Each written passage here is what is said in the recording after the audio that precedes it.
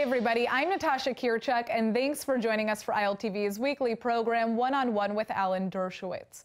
We want to give you, our viewers, a chance to have your questions answered by Professor Dershowitz, one of America's greatest legal minds. He is a leading expert on criminal and constitutional law, civil liberties, and the Arab-Israeli conflict. Well, today we have a special edition of the show where we recapture the finest moments and commentary, bringing you the best of One-on-One with Alan Dershowitz. Just in time for the 70th anniversary of United Nations vote that called for the establishment of Israel, U.S. Vice President Mike Pence says that Trump is again actively considering moving the U.S. Embassy to Jerusalem. Now, it's been a whole 70 years since UN Resolution 181, which called for the partition of British Mandate Palestine into Jewish and Arab states. This took place 70 years ago. Hundreds of resolutions have come and gone since. So why is this one so important, you know, to the point that streets are named after the date in Israel and that Arabs still mourn it? Who'd like to begin? Yeah, I'll jump in and say it's because this was the date that basically laid the foundations for the creation of the State of Israel as a country recognized by the international community. It's one of the few, if not the only country that's been created through decisions of the United Nations. And so, you know, the declaration on the 29th of November was a huge, played a huge part in the creation of the State of Israel, which came a year later in 1948. So yes, I think it is a day to remember, a day to celebrate, and to look forward to the next 70 years. I remember it very well. I was 9 years old. There was dancing in the streets of Brooklyn when the resolution was passed. I remember the vote. I remember who even cast the deciding votes. It was a day of enormous joy coupled with fear, because it was followed almost immediately by an attempt to destroy the nascent nation state of the Jewish people. What people forget, too, is that the original UN resolution, which has never been rescinded, not only made Jerusalem an international city, but Bethlehem as well. And you never, ever hear about that. American presidents and other diplomats are not prepared to recognize Jerusalem as part of Israel, but they are prepared to recognize Bethlehem as part of the Palestinian Authority. And yet, under the resolution of 1947, Bethlehem was part of the wider city of Jerusalem that was supposed to be international. Of course, that all broke down when the Arab countries attacked Israel, and Israel captured areas and lost areas, and a new status quo, the Armistice Lines of 1949, was established. And I think the United States should recognize those Armistice Lines and should put the embassy in West Jerusalem, where there's really no dispute that Israel will forever be in West Jerusalem, and then you can negotiate about areas outside of West Jerusalem. I hope the negotiation doesn't in any way take into account the outrageous UN Security Council resolution that declared the Kotel, the access roads to Hebrew University and Hadassah Hospital, and the Jewish Quarter to be illegally occupied territories. Occupied from whom? It's an absurd conclusion, one of the worst legacies of the Obama administration, and one of the worst legacies of the United Nations. All right, so let's begin now with a controversial new bill here in Israel that has just cleared a major hurdle and may very well soon become Israeli law. This law would outlaw police from recommending criminal indictments to the Attorney General on any current and future investigations. Proponents defend the move as a reasonable measure to protect the reputation of citizens who are eventually found innocent in court. החוק כאן בא להגן על כל אזרחי מדינת ישראל בנושא של הפרסום, לא קשור לראש הממשלה. But here's the issue. It's largely seen as a move by the government to protect Prime Minister Netanyahu from multiple corruption charges of his own. ועל מה אתם מגינים ולמה? על ראש ממשלה שמיילל כל היום שהתקשורת לא מגלה לציבור את האמת עליו, אבל הוא רוצה למנוע מהציבור בחוק הזה לדעת את האמת עליו. Joining us now is a former editor-in-chief of the Jerusalem Post, who also served as editor of the London Jewish Chronicle. Jeff returned to Israel in 2006 and currently works in the high-tech industry, but still contributes a regular column to the Jerusalem Post. Now, Jeff, what is your take on this bill and its implications? Hello. Well, I firmly believe this bill, the only reason it's been introduced is because of Prime Minister Netanyahu's problems stemming from the criminal investigations into possible bribery, fraud, breach of trust, etc. As we know, the Prime Minister was receiving what he called gifts from a long-term friend, but these gifts mounted in value of hundreds of thousands of dollars. There were regular shipments of the finest cigars and pink champagne to the Netanyahu residence, both in Jerusalem and Caesarea.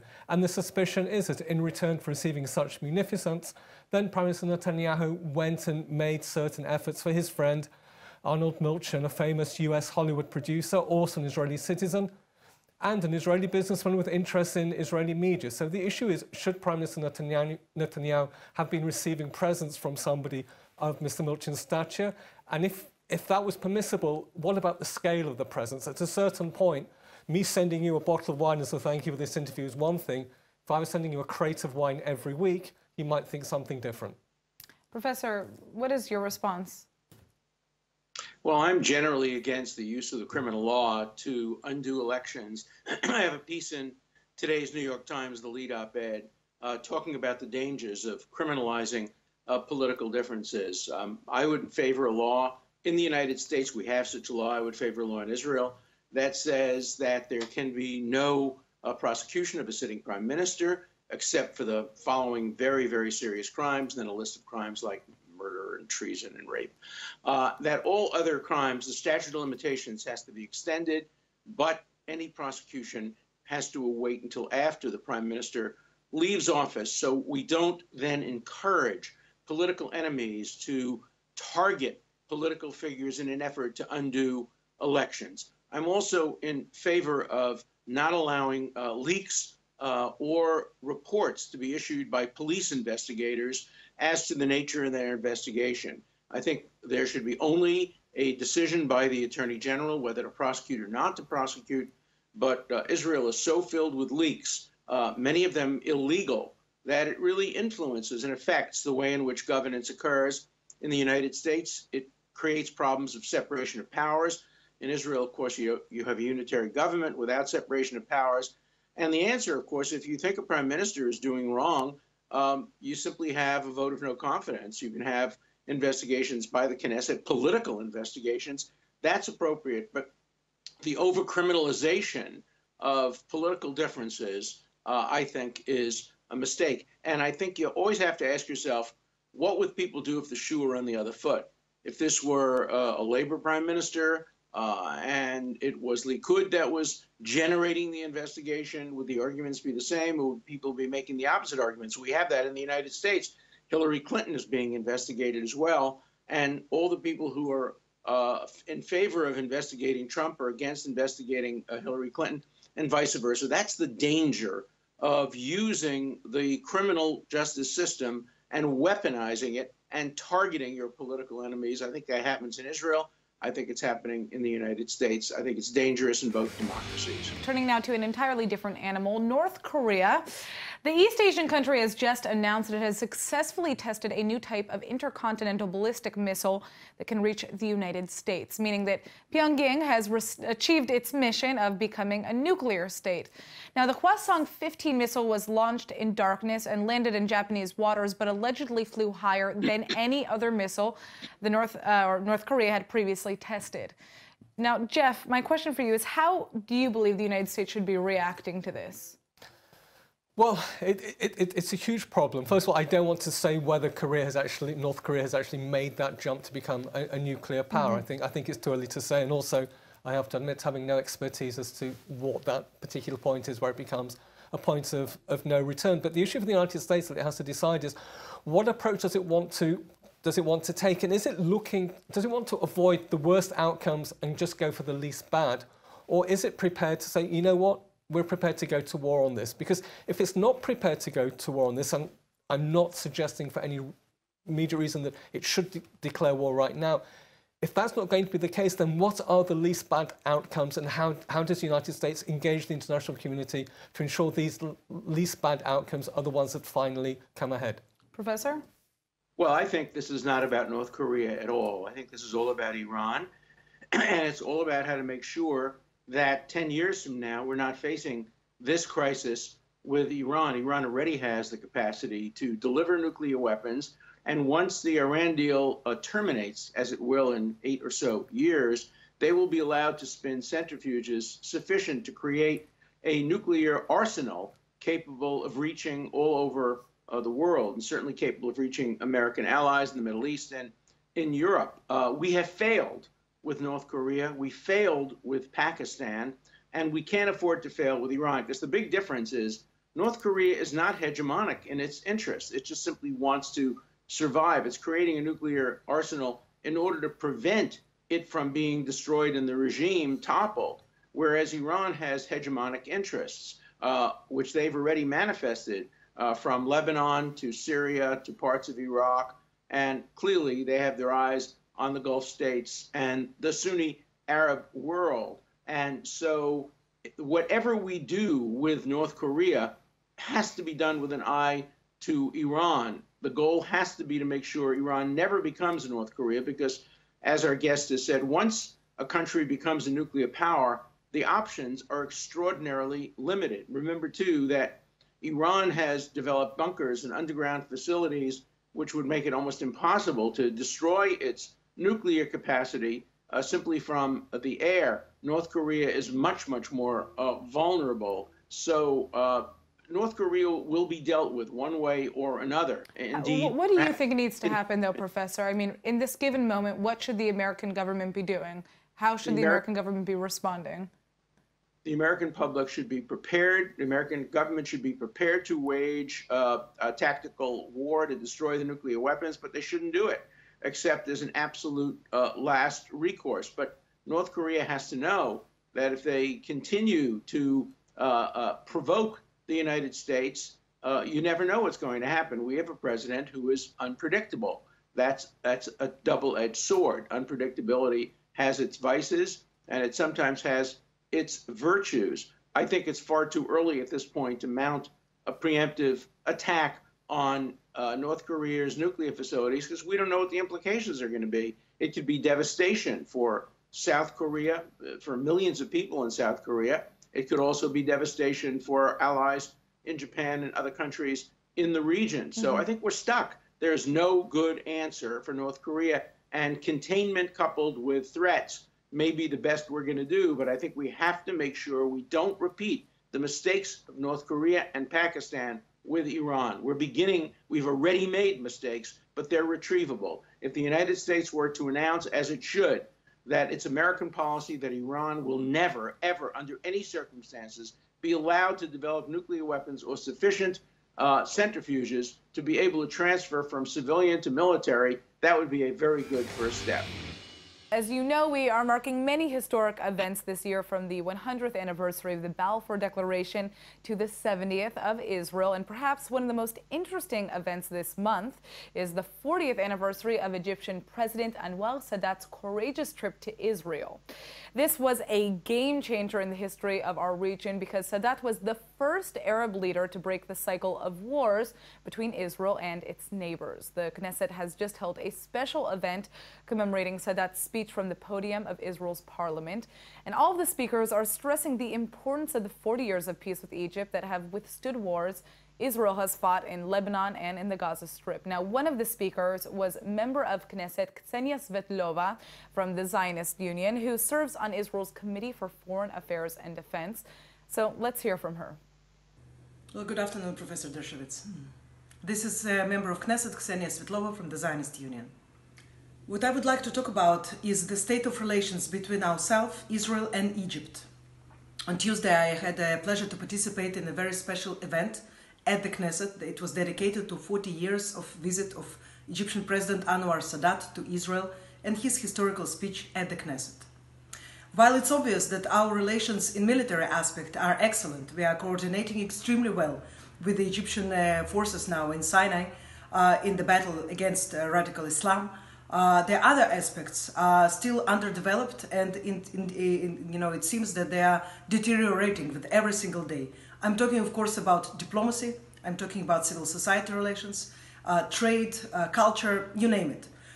If we will continue, to just disregard the deteriorating spheres of relations and that amount of Egyptians that are exposed to Israel and to the Israelis is extremely small, and it's getting narrower with every single day, then we will find out, to our demise, that also our relations in the military sphere will suffer as well. So, can we just disregard it? Can we allow it to happen? I believe not. Well, it's a great question, but I'm not sure you'll be happy with my answer. The great question is how to improve relations with countries with which Israel has peace treaties, Egypt predominant among them, but Jordan as well, where relations are deteriorating. Even the status of diplomatic relations has been downgraded somewhat. I don't think you'll ever see perfect relations between Egypt, Jordan, and Israel until the Palestinian issue is resolved. I really do think that this is the time to make tremendous efforts, sacrifices, negotiation toward resolving the Palestinian issue in a way that guarantees Israel's absolute security. Once that is resolved, I see every possibility of Egypt becoming a much closer ally of the United States and Jordan becoming a much closer ally of Israel and Jordan becoming a much closer ally. But until the issue of the Palestinian-Israeli conflict is resolved, you'll always see tensions. You'll always see incomplete relations. You'll always see hatred between many people in Egypt. I was in Egypt not so long ago, and they were selling in bookstores Hitler's Mein Kampf. But, things can turn around quickly. Let's never forget that we glorify Anwar Sadat, and he was a man who deserves glorification, but he began his professional life as a supporter of Nazism. And he also was the one who waged the immoral 1973 war, which killed so many young Israelis. So you need changing events to change people. And I do think that making some deal with the Palestinians, resolving the Palestinian issue, will promote tremendous increases in diplomatic, cultural, and other relationships between Israel and its Arab neighbors, now including, of course, the Gulf states as well. So this is the perfect time to make acceptable compromises, not to compromise security, but to sit down and make peace with difficult, very difficult peace partners. Now, Professor, what do you think about the new Trump peace plan that we're hearing so much about and the role of moderate Sunni countries when it comes to that? Well, I think it's very important that moderate Sunni countries be included in efforts to bring about a peaceful resolution, to put pressure on the Palestinians to come to the negotiating table and to negotiate with no preconditions. Remember, the Israeli position is clear. Israel is always open to negotiations with no preconditions and no predetermined outcome. I don't know, obviously, the contours of any plan that's being proposed. All I know, because I've met with some of the people involved, is that there's a tremendous amount of good faith effort going into trying to come up with proposals that will put the parties, that is Israel and the Palestinians, in a position to negotiate a reasonable resolution. In the end, the United States will not impose a resolution on either party, but it will facilitate, if it can, negotiations that could lead to such a resolution. Look, I think the time is better today, and the personnel are better today than it was during the Obama administration. So I have moderate optimism and encouragement that something may happen in the next few years. There's one investigation that just can't seem to stop looming over the United States. Did U.S. President Donald Trump collude with the Russian government to sway the elections? Now, Trump's former campaign manager Paul Manafort has just pleaded not guilty to conspiracy to defraud the U.S. government, among many other charges. But a former foreign policy advisor to the Trump campaign has done just the opposite. George Papadopoulos has pleaded guilty to lying to the FBI over his contact with Russian officials. This sheds light on the grand scope of the special counsel investigation led by former FBI Director Robert Mueller. And our first question of the day comes from Sariba Feinstein, who served in an Israeli co-ed combat unit and is currently studying at Bar Ilan University. Hi, my name is Sariba Feinstein. I'm from Postville, Iowa. I served for 2 years in the Caracal Combat Battalion in the IDF, and I'm a student now at Bar Ilan University. My question to you is in regards to the recent arrests made by the special prosecution in regards to the alleged Russian collusion. The arrests were made on people who are lower level officials, smaller fish, and it appears as if the arrests were made in order to get them to flip on the bigger fish. I feel like I'm watching an episode of House of Cards here. What does it say about the democracy in our country? Is the Justice Department about to undermine an election? Well, I have been railing against this prosecutorial tactic for over 50 years. You go after somebody who's vulnerable, who knows your real target. You arrest and indict them, even though it might be unrelated to anything you're going after the real target. And then you use the arrest and the indictment to squeeze them to provide information. The prosecutor wants him to sing, but sometimes in addition to singing, they'll also compose. That is, they'll make up stories, they'll exaggerate stories, because they know that the better their evidence, the sweeter the deal. And so it's a very questionable tactic, but it's widespread. It was used in Israel, it's used through Europe, it's used in the United States. The one point that has to be emphasized is that collusion is not a crime. I'm going to give you the most extreme hypothetical. Let's assume that candidate Donald Trump, obviously this didn't happen, but assume candidate Donald Trump picked up the phone last year and called Putin and said, hey, Vlad, do I have a deal for you? I know you want to get rid of these sanctions. I want to be president. If you help me become president, I'll help you get rid of the sanctions. That would be a terrible, terrible, terrible thing, but it wouldn't be a crime. There's nothing in the federal criminal statute that prohibits collusion. Remember, the United States has colluded very often with governments to determine the outcome of elections. Probably most recently, the Obama administration clearly colluded with Prime Minister Netanyahu's opponents when he was running for re-election, because the Obama administration was determined to see Benjamin Netanyahu defeated for office. I didn't like that. A lot of other people didn't like that, but it's not a crime.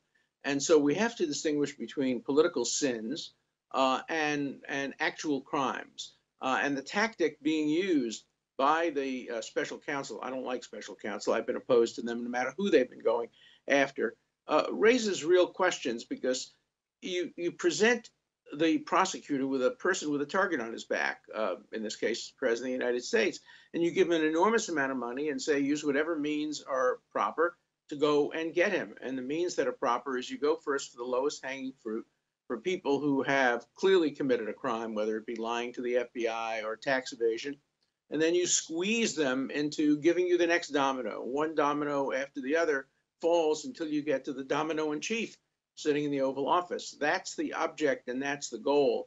Of course, it presupposes that the president did something criminal, and I haven't seen any evidence that the president has done anything criminal, though there are many things he's done that I strongly oppose as a matter of policy. But as a civil libertarian, I don't want to see criminal statutes expanded like accordions back and forth to fit particular targets. That really does endanger democracy. That's why I wrote a book about it called Trumped Up, how the criminalization of political differences endangers democracy, whether they're going after Hillary Clinton, lock her up, as the Republicans were doing, or they're going after Donald Trump, as the Democrats are now doing. It's wrong in both instances.